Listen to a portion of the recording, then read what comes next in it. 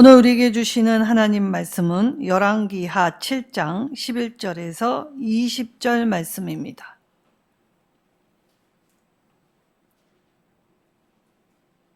열왕기하 7장 11절에서 20절 말씀입니다.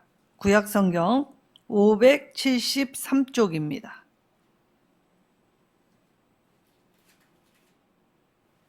한 절씩 교독하도록 하겠습니다. 그가 문지기들을 부르매 그들이 왕궁에 있는 자에게 말하니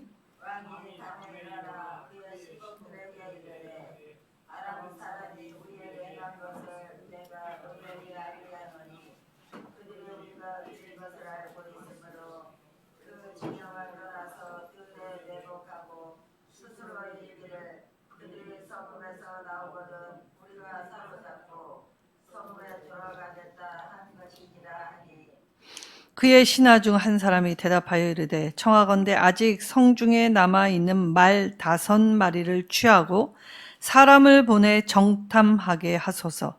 그것들이 성중에 남아있는 이스라엘 온 무리 곧 멸망한 이스라엘 온 무리와 같으니이다 하고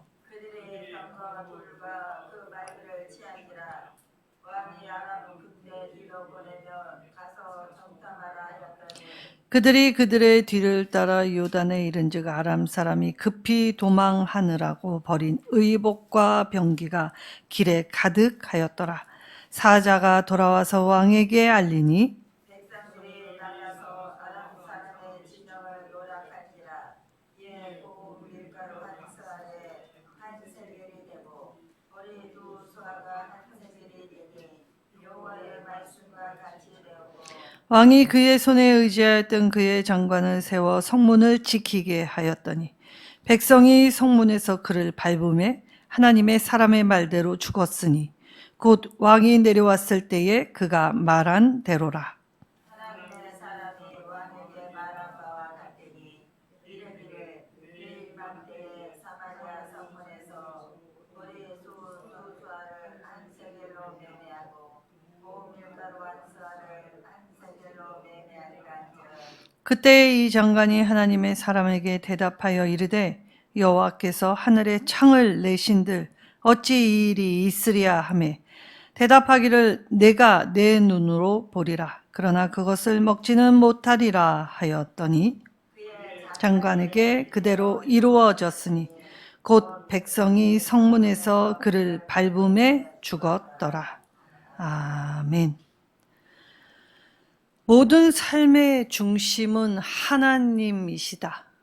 자, 우리는 각자의 삶의 이야기 속에 살아갑니다. 때로는 연결되고 때로는 이 별도의 이야기들이 있지요. 이 이야기들에게는 이 기승전결이 있고 항상 위기도 있습니다. 그러나 위기를 극복하고 난 후의 이야기들에는 꽃이 피기에 마련이지요. 이 이야기의 결말이 이 즐거움 그리고 행복 가득한 이야기도 있지만 때로는 그 끝을 맺지 못한 비극적인 이야기도 있습니다. 그러나 삶이 즐겁거나 슬프거나 그리고 행복하거나 그리고 슬프거나 상관없이 모든 인생의 이야기는 그곳에 교훈이 있고 감동이 있기 마련입니다. 그래서 우리의 삶의 이야기를 이 땅에 꽃 피우실 때 이 이야기 속의 주인공은 내가 아니라 하나님이십니다. 하나님은 우리 모두를 이 땅에 보내십니다. 그리고 보배롭고 특별한 주의 자녀라 말씀하여 주셨지요. 이 특별한 사랑을 받고 내가 주님을 만난 그날의 감격을 잊지 않았다면 오늘 저와 여러분의 삶의 모습은 달랐어야 마땅한 일입니다. 그러나 우리는 늘 쉽게 자주 잊어버리는 존재가 되지요. 그래서 오늘 말씀을 통해서 삶의 모든 이야기 속에 중심, 축, 하나님이심을 떠올리게 될 때, 그렇다면 하나님을 믿는 성도가 겪는 위기 상황, 어려움을 어떻게 극복하고 대처할 것인지, 그리고 이 위기 속에서 과연 하나님은 하나님의 사람들에게 무엇을 깨닫고 하나님을 발견하고 하나님의 뜻대로 살아가야 할 것인지 오늘 말씀을 통해 배우게 하여 주시지요. 그래서 위기 상황을 해석하고 그리고 그 이해하는 관점, 그래서 믿음의 눈으로 해석할 수 있는 시야를 갖고 남들이 보지 못하는 걸 미리 보고 발견하며 감사하여 아직 이루어지지 않았지만 마치 이룬 것 같이 살아갈 수 있는 자들이 되게 하여 주셨다는 것입니다. 자, 먼저 하나님의 말씀은 항상 실현됩니다. 그 말씀이 어떠하든지 하나님은 한 번 하시기로 작정된 것은 한 번도 변개치 아니하셨지요. 그래서 오늘 하나님의 말씀을 통해 여기에 나오는 인생의 삶, 이야기들을 통해 반면교사를 삼아야 할 사람과 그리고 본받아야 할 사람이 있다는 걸 깨닫게 하여 주시면서 그 또한 모두를 사용하시는 하나님의 역사 속에서 하나님의 개입, 하나님의 살아계심을 특별히 깨닫고 고백하여 하나님의 역사를 이루기 위하여 우리가 나아가게 될 때 결코 우리 안에, 우리 주변에 일어나는 일들은 우연이 아님을 깨닫고 하나님 앞에 겸손히 살라고 말씀하여 주셨습니다. 자, 왕은 이 자신의 사신을 엘리사에게 보내었습니다. 그리고 사신은 엘리사의 이야기를 들었지요. 그때 왕의 말을 전하고 엘리사의 말을 듣고 가기만 하면 되었는데 이 사신은 이 중간자의 역할에서 자기 생각을 말하게 되었습니다. 그때 왕에게도 하지 않는 불손한 말을 하나님을 향하여 하게 되었지요. 하나님께서 창을 내신들 어찌 이러한 일이 가당키나 하냐? 라고 불신뿐만이 아니라 하나님을 제대로 믿지도 않고 하나님의 말씀 앞에 자신의 생각을 앞세우는 이 잘못을 범하게 되었지요.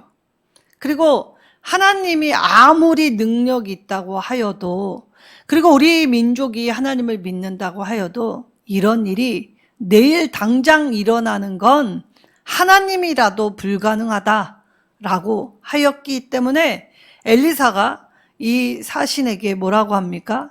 너는 내일 이맘때 하나님이 하시는 건 보기는 보지만 너는 그걸 먹지는 못할 것이다 라는 통보를 받습니다. 자, 그리고 이 사신은 왕에게 와서 엘리사의 말을 전해 주었고, 그리고 왕은 엘리사의 말을 사신을 통해 들었습니다. 그러니까 내일 이맘때에 하나님이 회복시키시는데 그냥 회복시키는 것도 아니고 갑자기 풍족하게 회복시키신다더라 라는 말을 전해 들어서 이미 왕도 이 엘리사의 말을 통해 하나님이 어떻게 하실지는 들었습니다. 근데 사신과 같이 믿지는 않았지요. 자, 그리하여 오늘 왕이 이 사신의 이야기를 듣고 반신반의도 하지 않았습니다. 사신처럼 말도 안 돼. 참 이런 일이 가당키나 하나? 라고 이 사신과 함께 짝짝꿍이 되어 서로 그러고 있는 때에 어떠한 일이 일어났냐면 문둥병자 4사람이 성문을 지키고 있는 문지기에게 아람의 군대가 도망을 갔고, 그리고 아람의 진에 모든 물건을 두고 갔기 때문에 굉장히 풍족하더라 라는 이 정보를 전해주게 됩니다. 근데 어찌된 일인지 성문을 지키는 문지기에게 전하여 주었는데 이 왕에게 이 사실을 알릴 때에는 다른 문지기가 왕에게 이야기해 주지요. 자, TV 프로그램에 그 오락 프로그램 보면 칸막이 속에 제시어를 전해줄 때 말하지 않고 이 제스처나 아니면 직접적인 답을 하지 않고 그것을 부연 설명하면서 상대방에게 전달하여 맨 끝에 있는 사람이 그걸 맞추게 할 때에 원래의 답에서 점점 멀어지는 것을 보게 되지요. 그러니 오늘 이 문지기가 이 성문 문지기한테 전했는데 다른 문지기가 왕에게 전달할 때에는 이처럼 이 정보가 변질되었을까요? 아니면 이것이 바뀌어서 이 교묘하게 달라졌을까요? 이미 선지자를 통해 하나님이 어떻게 하신다는 걸 들었습니다. 그리고 듣자마자 이 문지기들을 통해서 이 아람의 군대가 도망갔다는 소리를 들었지요. 그런데도 왕은 오늘 믿지 못합니다. 자, 믿지 못하는 사람들은 아무리 설명해주고 전달 또 확증 반복해서 얘기해 줘도 듣지 않습니다. 그러니 믿음은 내가 믿는 것이 아니라 하나님이 내 안에 계셔서 내 믿음을 열어주실 때에 우리는 하나님이 열어주신 것만큼 볼 수밖에 없는 존재라는 것이지요. 왕은 오늘 신하에게 이 아람 사람이 우리에게 행한 것을 내가 너희로 알게 하겠다라고 합니다. 사실 왕도 사마리아의 백성들과 똑같은 실정이었습니다. 왕으로서 아무런 능력을 펼치지 못하였고 성 안에 주저앉아 있어야 됐지요.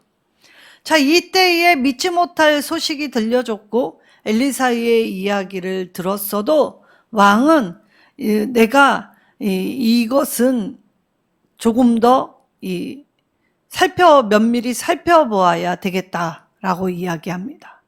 신중한 태도였을까요? 위급 상황이니까 돌다리도 두들기면서 가려고 했던 왕의 태도는 아니었다는 것입니다. 그리하여 왕이 신하에게 이런 태도로 말하는 것이 사실 이례적입니다. 왕은 어떤 존재입니까? 명령하면 되죠.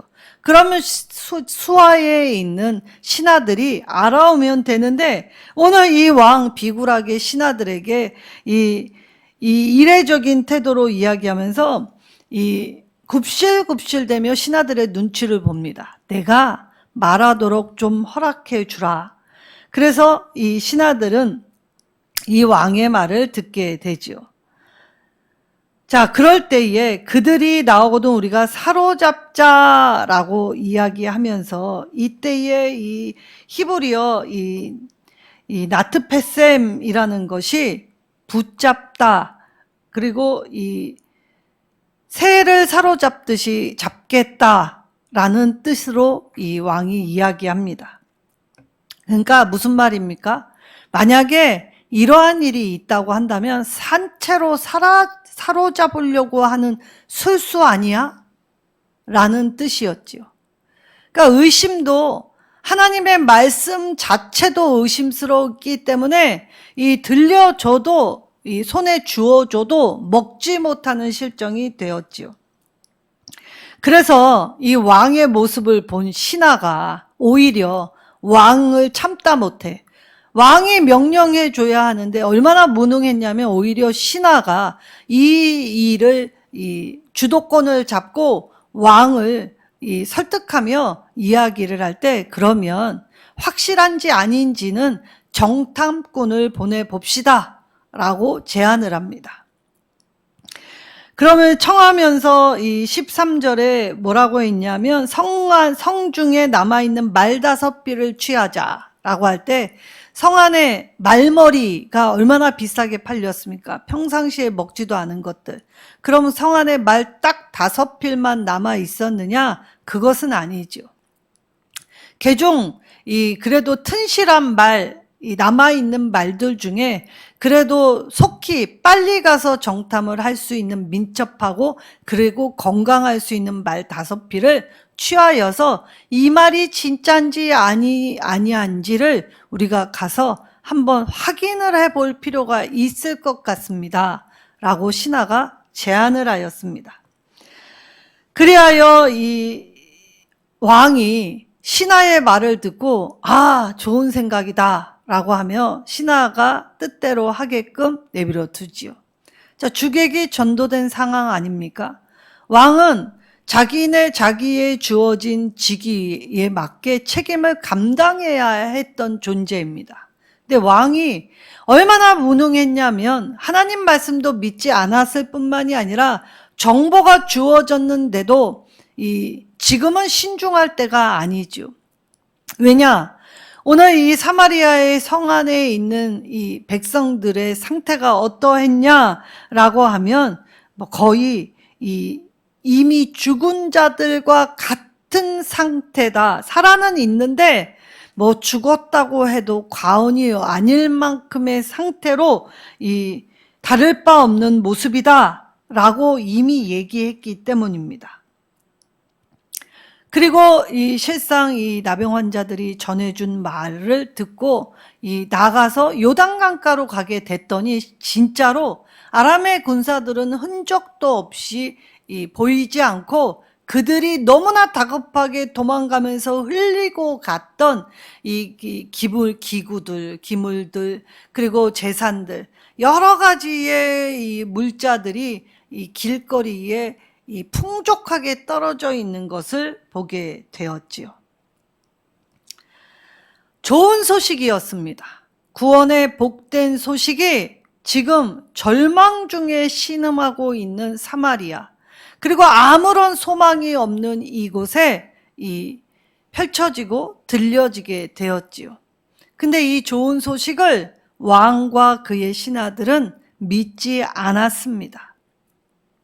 자, 그래서였을까요? 성난 민심이 이때에 앉아서 죽기를 기다리랴라고 해서 성난 민심이 아람의 군대들이 없다는 소식을 듣자마자 성문을 박차고 우르르 몰려나갔기 때문에 왕의 사신이 엘리사의 말을 들었던 그 사신이 왕의 명령을 따라 성문을 지키려고 나갔다가 백성들의 발에 짓밟혀 죽는 일이 벌어졌습니다.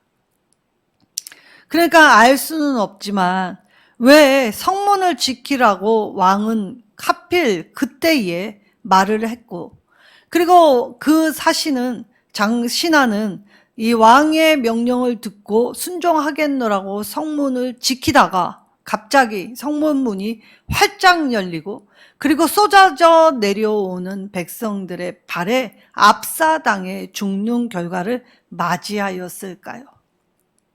이것이 과연 우연일까요? 우리가 길을 걷다가 우리 발에 채이는 돌 하나도 하나님 나라엔 우연이란 없습니다. 하나님은 하나님의 말씀하시는 바를 반드시 이루셨습니다. 그리고 하나님은 하나님이 하실 일을 그종 선지자들에게 보이시지 않고는 일하신 적이 없으시죠. 독단적으로 일하시지 않습니다. 그러나 그종 선지자들에게 하나님이 알려주신다고 해도 다 전부를 알 수는 없습니다. 하나님의 이 뜻과 하나님의 섭리는 하나님이 열어주신 만큼만 우리가 깨달을 수 있게 되었지요. 그래서 엘리사의 예언이 실현되는 과정을 보게 됩니다. 자, 굶어 죽게 된 사마리아 백성들은 해방되었지요. 그리고 말할 수 없는 언제 그랬냐는 듯 눈 깜짝할 사이에 순간의 찰나에 하나님이 회복시키셨습니다. 그리고 하나님의 말씀을 믿지 못한 사신은 찰나에 눈 깜짝할 사이에 백성의 발에 짓밟혀 죽게 되었지요. 하나님 말씀을 비웃었던 한 인간의 결말은 이처럼 비참하기 짝이 없었습니다. 오늘 엄중하게 실현되는 하나님 말씀, 믿느냐 믿지 않느냐, 그것이 문제였지요. 일반 백성들은 이 위기를 기적적으로 하나님께서 해결하셨음을 보았고, 그리고 그것을 알게 되었습니다. 그리고 하나님의 말씀을 코웃음치며 조롱했던 사람들에게는 엄중한 하나님의 말씀이 실현되었지요. 하나님은 생명의 주관자가 되십니다. 그리고 우리의 모든 것이 되셔서 하나님을 믿는 자들에게는 살 길을, 그리고 하나님을 조롱하고 업신여긴 자들에게는 하나님 심판을 펼쳐 주셨지요. 그러면 우리가 이 땅에서 이 잠시 오는 환난과 그리고 우리가 다급하게 느끼는 위기를 어떻게 하나님 말씀으로 해석할 수 있겠습니까? 먼저 이스라엘 왕의 모습을 통해서 깨닫게 하여 주십니다. 이스라엘 왕처럼 살면 안 된다는 것입니다. 내가 가지고 있는 기득권 이득만 누리려고 할 뿐, 하나님은 나에게 복 주시는 분으로만, 더구나 물질적 육체적인 복을 주시는 분으로만 인식하여, 그래서 하나님 앞에 믿음도 드리지 않고, 그리고 하나님이 나에게 맡겨주신 책임도 감당하지 않는 이 이스라엘 왕처럼 살면 안 된다라고 말씀하시는 것이지요. 상황을 주도한 건 왕이 아니라 오히려 그의 신하였습니다. 우리가 하나님의 말씀을 듣고 세상을 선도해야 할 책임이 있는데도 불구하고 세상 사람들의 말에 휘둘리고 흔들려서 흔들리고 세상에 한 발, 교회에 한 발 치우칠 때 우리는 세상에서도 하나님에게도 다 인정받지 못한 자가 되지요. 그리하여 우리가 사실 무능력한 자일지라도 하나님이 내게 직분을 주시고 사명을 주셔서 하나님의 능력 힘입어 일하라고 하실 때에는 내 능력으로 일하는 것이 아니라 하나님의 구원을 바라며 성실하게 내게 주어진 사명을 이루기 위한 책임을 감당해야 했다는 것이지요. 그러나 왕은 그렇게 살지 않았습니다. 기득권, 왕권, 그리고 자신의 무능력이 드러나는데도 수치라는 걸 인식하지 못하게 되니, 그러니 왕의 직임 안에 있으면서 신하의 말을 듣고 신하의 말을 따르는 수준으로 전락할 수밖에 없었다는 것이죠. 그리고 두 번째, 하나님의 계획 안에는 결코 우연이라는 건 없다는 것입니다. 엘리사가 전날 사신에게 내일 이맘때 너는 하나님의 회복을 보겠지만은 그것을 먹지는 못할 것이다. 딱 그만큼 보았습니다. 하나님이 회복하는 것이 세상에 이런 일이라고 고백하기도 전에 보았지만 죽었지요. 삶이 계속된다는 건 때로는 위기가 하나님이 붙으신 은혜로 갑자기 변화해질 수 있다는 것이 인생이라는 것이고, 그 인생에서 하나님의 말씀이 들려질 때에 확실한 하나님의 말씀을 붙들 때만이 하나님의 약속은 우리의 삶에 실현된다는 것입니다. 그때 흔들리고 하나님을 믿지 못한다면 그 확실한 하나님의 말씀은 내 삶 가운데 온전히 이루어지지 않게 되지요. 그래서 우리는 이 내 삶의 어떠한 순간에서도 하나님을 발견하고 하나님의 역사하심을 신뢰하며 하나님을 바라보는 존재, 땅을 딛고 하늘을 바라보는 존재로 살게 하셨다는 것입니다. 그래서 우리가 만나는 사람, 내가 머무는 장소, 그리고 내가 해야 하는 모든 일도 결코 우연일 수 없지요. 하나님은 이 작은 것, 내가 생각하지 못한 그것을 통해서 하나님 나라를 이루어 가시기 위해 우리와 함께 모든 것을 열어주셨다는 것입니다. 자, 그리고 우리는 각자 다 다르지요. 다른 삶을 살지만 우리의 삶의 중심은 하나님이시기 때문에 우리가 하나님 앞에서 이 이야기에 꽃을 피우게 될 때에 하나님 앞에 우리의 삶의 자세는 겸손하라고 하십니다. 우리는 하나님이 열어주시는 생명의 시간을 살아가고 있습니다.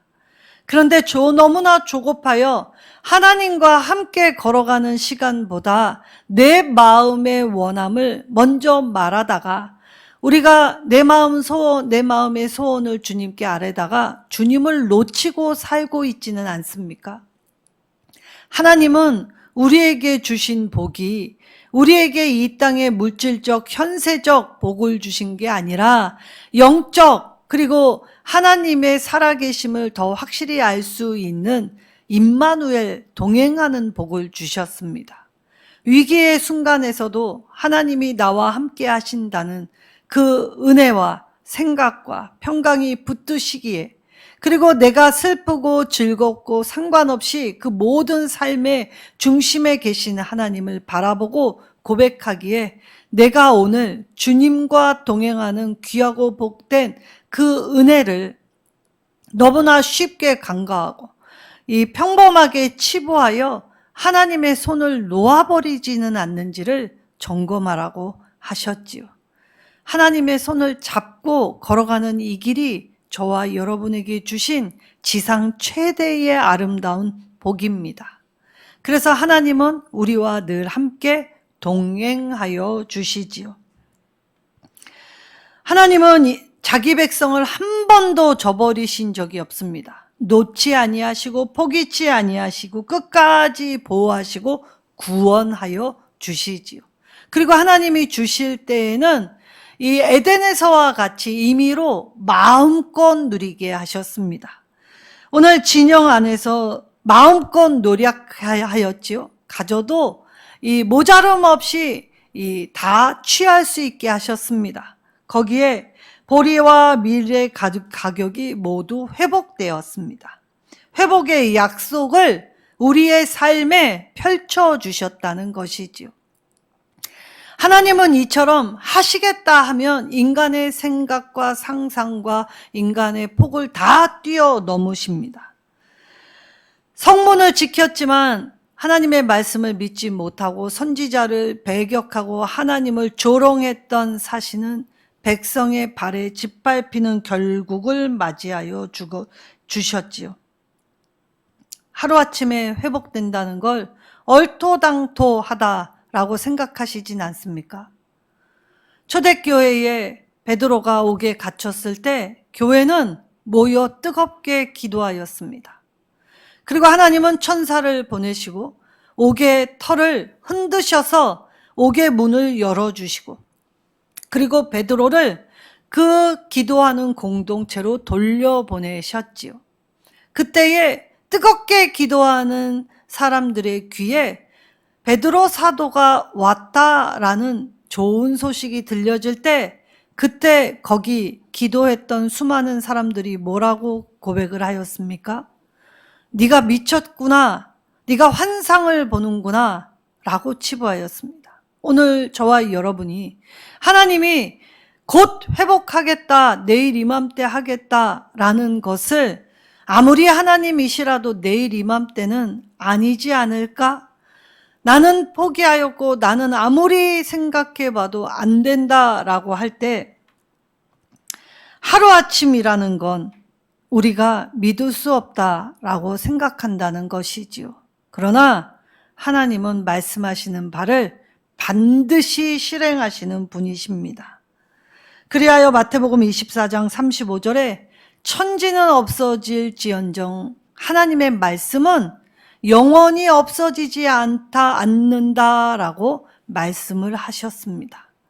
아무리 천지가, 강산이 수천 번, 수만 번 변하여도 하나님의 말씀은 변하신 적이 없지요. 그러나 하나님의 계획은 우리가 다 알 수 없습니다. 그리고 하나님의 계획을 우리가 다 증명할 수도 없지요. 그저 구원의 약속을 이루신 것처럼 멸망의 약속도 언젠가는 이루어진다라는 생각으로 두렵고 떨림으로 우리가 예배하며 하나님의 존전에 기도하며 살아가야 합니다. 하나님의 권능 아래 우리가 믿음을 가지고 살라라고 하십니다. 선포되는 말씀 앞에 바른 태도를 갖추고 나아가는 것이 바로 믿는 자들의 몫이지요. 하나님의 말씀을 붙잡아야 하나님의 도우심이 완벽해지는 것입니다.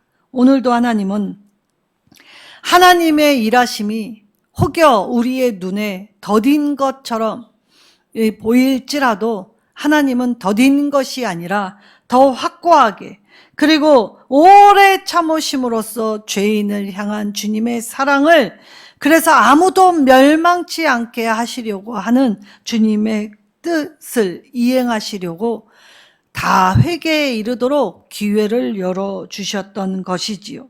주님을 만나면 기쁨이 넘치게 됩니다. 그리고 주님을 만나면 우리 인생의 두려움을 다 떨쳐버리게 하십니다. 오늘 내 삶의 주인공은 내가 아니라 하나님이십니다 고백하시면서 하나님께 내 삶의 주권을 내어드리고 하나님의 통치를 받는 하나님의 자녀다움, 하나님의 백성들이 되시기를 예수님의 이름으로 축원합니다.